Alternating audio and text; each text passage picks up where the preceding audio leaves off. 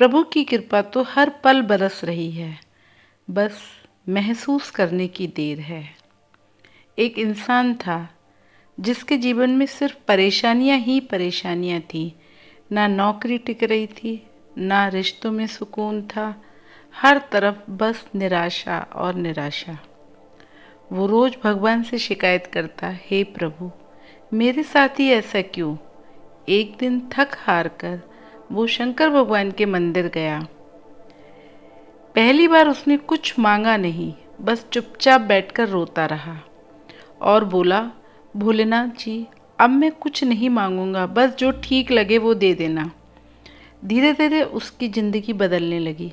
परेशानियां तो वही थी, लेकिन अब उसे सहने की ताकत मिल गई थी। उसे समझ आ गया, कृपा का मतलब सिर्फ देना नहीं होता है, बल्कि संभालना भी होता है। आज वो कहता है, भोलेनाथ ने मुझे सब कुछ दिया है, सबसे बड़ी चीज़ जो दी है वो है सुकून। तनिक सोचें, क्या हम भी सिर्फ मांगते हैं या उनकी कृपा को महसूस करते हैं?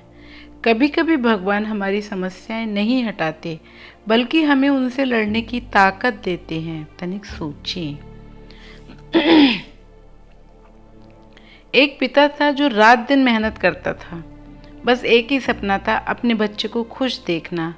लेकिन हालात ऐसे बने कि वो अपने ही बच्चे की छोटी छोटी खुशियां भी पूरी नहीं कर पा रहा था। एक दिन बच्चे ने मासूमियत से पूछा, पापा आप इतने परेशान क्यों रहते हो? उस सवाल ने पिता को अंदर से तोड़ दिया। उसी रात वो शंकर के मंदिर में गया। पहली बार उसने अपने लिए नहीं, अपने बच्चे के लिए रोकर प्रार्थना की, भोलेनाथ जी मुझे कुछ नहीं चाहिए, बस मेरे बच्चे की चेहरे की ये मुस्कान कभी मत छीनना। समय बीता, हालात धीरे धीरे सुधरने लगे और एक दिन वही बच्चा बोला, पापा अब आप पहले जैसे परेशान नहीं रहते। तब उस पिता को समझ आया, कृपा का मतलब सिर्फ पैसा नहीं, बल्कि हिम्मत और सुकून भी होता है। भोलेनाथ सिर्फ हमारी नहीं, हमारे अपनों की भी सुनते हैं।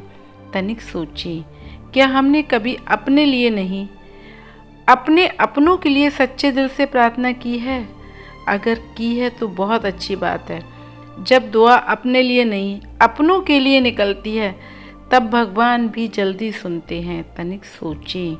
तो हमें दूसरे परेशान लोगों के लिए दुआ मांगते रहना चाहिए, क्योंकि अगर हम दूसरों के लिए कुछ अच्छा देते हैं तो ईश्वर हमें ऑटोमेटिकली कुछ अच्छा देंगे। तनिक सोचें, इस पर विचार करें और ऐसा ही बनने की कोशिश करें। दूसरों के लिए जीवन जिएं।